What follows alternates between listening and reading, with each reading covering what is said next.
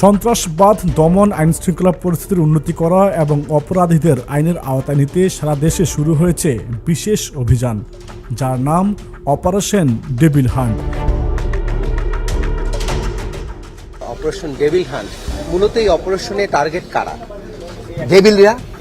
Devil মানে কি?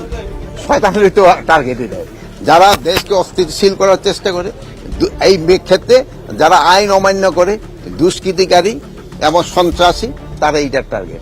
যৌথ বাহিনীর বিশেষ অভিযান অপারেশন ডেভিল হান্টে সোমবার সারা দেশে ৩৪৩ জনকে গ্রেফতার করা হয়েছে। অভিযানে একটি বিদেশি পিস্তল, 2টি ম্যাগাজিন ও 11টি গুলিসহ বিভিন্ন ধরনের অস্ত্র উদ্ধার করা হয়েছে।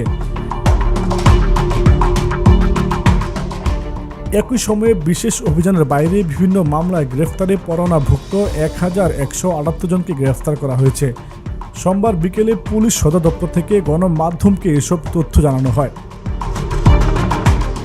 আইন শৃঙ্খলা সংক্রান্ত এক মত বিনিময় সভায় স্বরাষ্ট্র উপদেষ্টা মোহাম্মদ জাহাঙ্গীর আলম চৌধুরী বলেছেন, দেশ ডেভিল মুক্ত না হওয়া পর্যন্ত অপারেশন ডেভিল হান্ট চলবে।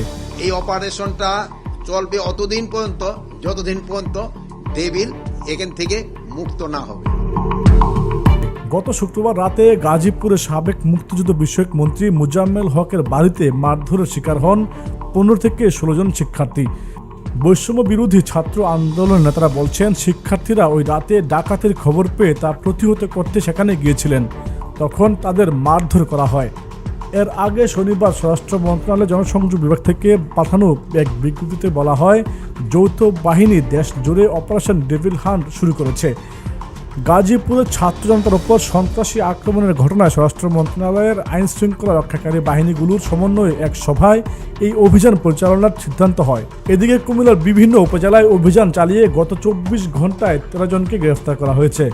গ্রেফতারকৃতরা আওয়ামী লীগ ও সহযোগী সংগঠনের নেতাকর্মী বলে জানা গেছে। কুমিল্লার কাগজ নিউজ ডেস্ক।